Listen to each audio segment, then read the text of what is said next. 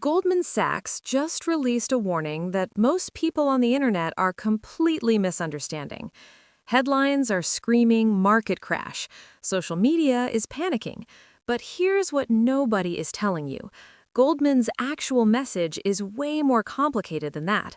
And if you misread it, you could make a very expensive mistake.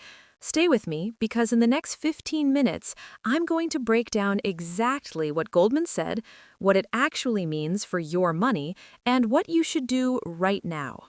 First, who even is Goldman Sachs, and why should you care what they say? Goldman Sachs is one of the most powerful investment banks on the planet. They manage trillions of dollars. Their research team includes some of the smartest economists and strategists in the world. When Goldman speaks, Wall Street listens, and right now, Goldman is nervous. So, what exactly did Goldman say?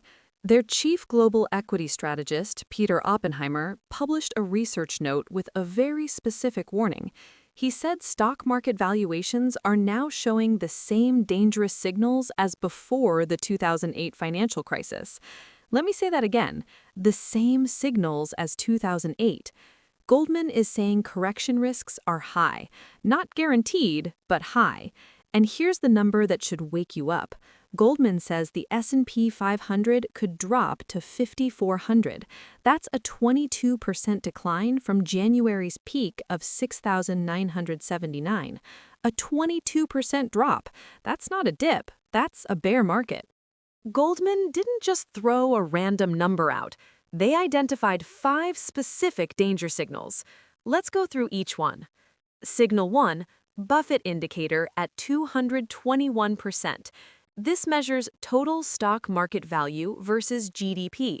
When Buffett himself said anything near 200% is playing with fire, and we're at 221%.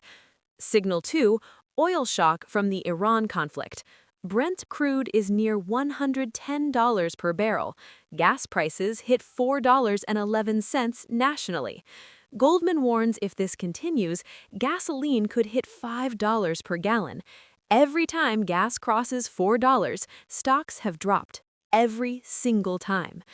Signal 3, unemployment rising. Goldman projects unemployment hitting 4.6%.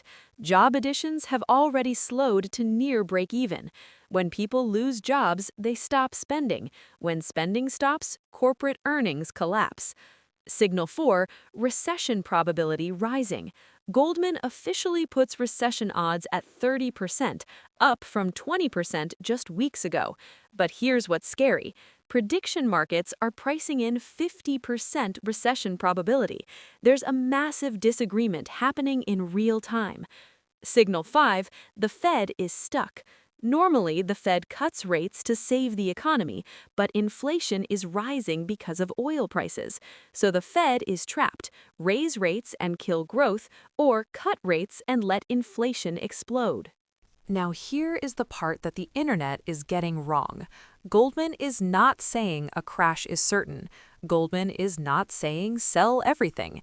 In fact, Goldman still has a base case where the S&P 500 hits 7,600, which would be a new all-time high. Their base case still sees 12% earnings growth. They still expect 2 Federal Reserve rate cuts in 2026. And Goldman's own data says their markets almost never happen without a full recession. And right now, we are not in a recession. GDP is still growing at 2.2 to 2.8%.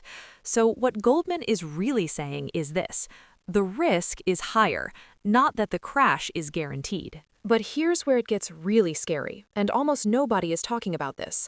Morgan Stanley published a note alongside Goldman's warning comparing 2026 to the 1970s oil crisis. In 1973 and 1979, when oil prices exploded, stock portfolios got absolutely destroyed.